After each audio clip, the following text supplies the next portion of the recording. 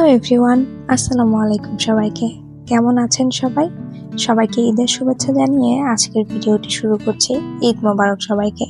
সবার ঈদ কেমন কাটলো অবশ্যই কিন্তু কমেন্ট করে জানাবেন। আমার ঈদ আলহামদুলিল্লাহ বেশ ভালো কেটেছে। ঈদের পরে এটা আমার আজকের প্রথম ভিডিও। আশা করছি আমার আজকের ভিডিওটি ভালো লাগবে। আমার ভিডিওতে থাকছে ঈদের আগের দিন, ঈদের দিন এবং ঈদের পরের দিন কি কি করলাম।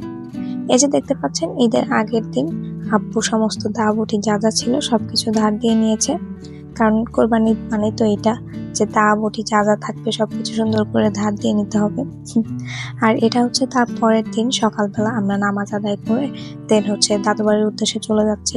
আব্বু অলরেডি চলে গিয়েছে, এখানে আমি, আম্মু আর ইশরাত আমরা তিনজন যাচ্ছিলাম।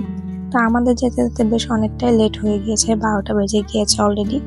আর ততক্ষণে তো কোরবানি হয়ে গিয়েছে, সবাই আমাদের জন্য অনেকক্ষণ ওয়েট করেছিল, বাট যেহেতু আমাদের যেতে দেরি হচ্ছিল এজন্য পরে আর অপেক্ষা করতে পারিনি। তো আমরা এসে কোরবানি হওয়াটা আর দেখতে পারিনি, বাট এই যে সবাই এখানে মাংস কাটাকাটি করছিল, এগুলোই আমরা আসলে দেখতে পেরেছি। আর হঠাৎ করে এক পরিবেশ থেকে অন্য পরিবেশে যাওয়ার কারণে না মানে হুট করে একটু গরম লাগছিল, তো যার কারণে আমি বেশ একটু হাইপার হয়ে গিয়েছিলাম।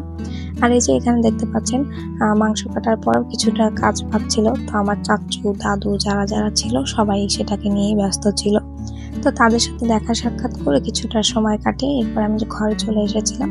অ্যান্ড অতিরিক্ত গরমের কারণে হাইপার হয়ে গিয়েছি বললামই তো। তো আমি এসে আমার মতো একজন ঘুম দিয়ে নিয়েছি, আর ঘুম থেকে উঠে এই যে এখন ছাদে চলে এসেছি। আর ছাদ থেকে বাহিরের ভিউটা দেখতে বেশ সুন্দর দেখা যায়। আর ছাদে এসে দেখি এখানে আমার আব্বু, সে হচ্ছে ভুঁড়ি সাফ করছে। তো পুরুষ মানুষের কাজ খুব একটা পরিষ্কার না, বাট তারপর আমার আব্বু চেষ্টা করেছে, এখানে আব্বু ভুঁড়ি পরিষ্কার করছে আর ইশরাত এখানে আব্বুকে ইনস্ট্রাকশন দিচ্ছে যে মামা এভাবে করো, এভাবে করো, এটা ধরো, এটা ধরো। সে হচ্ছে আমাদের বাসার সবচেয়ে বড় মাতবর, তো সে মাতবরি না করলে তো আসলে আর কোনো কাজ সম্পূর্ণ হয় না।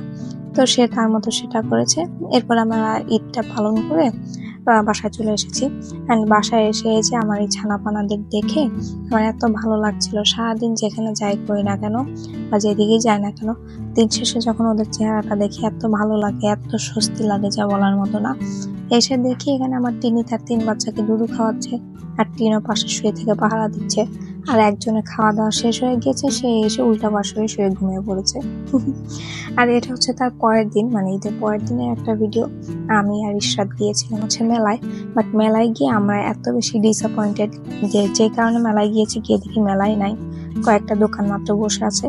তো এরপরে আমরা ওখানে দেরি না করে চলে এসেছি আমাদের সবচেয়ে ফেভারিট জায়গা, সেটা কোথায়? ফুচকার দোকান। তো আমরা আমাদের বাসা থেকে বেশ অনেকটা দূরে এসে ফুচকা খাই, কারণ এখানকার ফুচকাটা অনেক বেশি পছন্দ হয় আমাদের। তো এখানে এসে আমরা হচ্ছে ফুচকা খেয়ে নিচ্ছিলাম, আর এই দোকানটার নাম হচ্ছে ভিআইপি মামা ভাগনা চটপটি অ্যান্ড ফুচকা হাউস। তো এখানকার ফুচকাটা বেশ ভালো অ্যান্ড পপুলার। তো আমি হচ্ছে এখানে ভিডিও করে নিচ্ছিলাম। আর ফুচকাটা দেখতে যতটা সুন্দর, খেতেও কিন্তু বেশ মজাদার। আমার কাছে ঢাকার ফুচকা খুব একটা ভালো লাগে না, বাট তারপরে বগুড়ার ফুচকা মানে তো অস্থির আর অসাধারণ। আমি যখনই আসি এগুলো কিন্তু একদমই বাদ দিই না।